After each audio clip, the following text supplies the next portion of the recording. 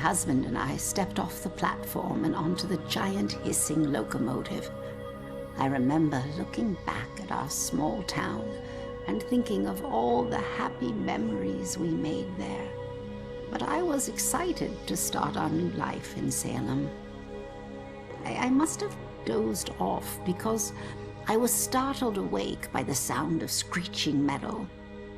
And as the train came to a halt, all I could hear was the torrential rain pelting against the roof. I looked out the window. There was only darkness.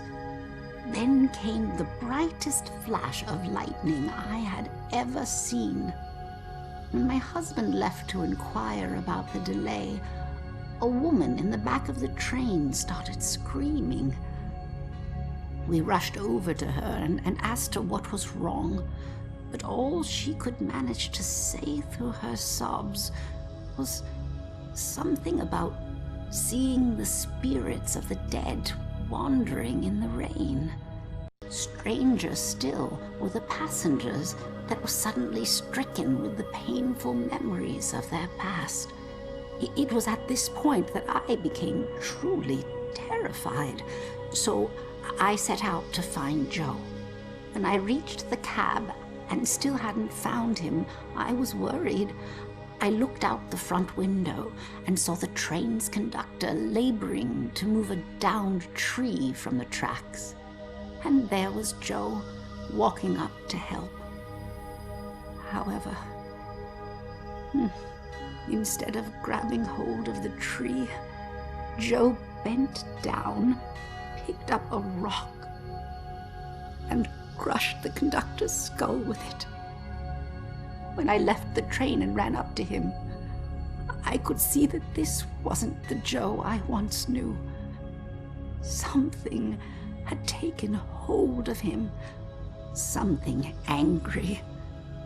Then he saw something that terrified him. He dropped the rock and ran off into the woods.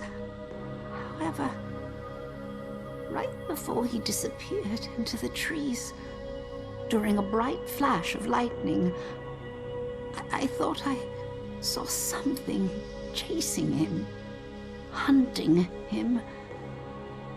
I can only describe it as a ghostly specter, cloaked in black. But more likely than not, it was just a shadow. The authorities spent days combing the woods for Joe, but he never turned up. I tried to go back home, but the memories were too painful. Some nights I lie in bed, tortured by the thoughts of what our life could have been if we had never stepped onto that train.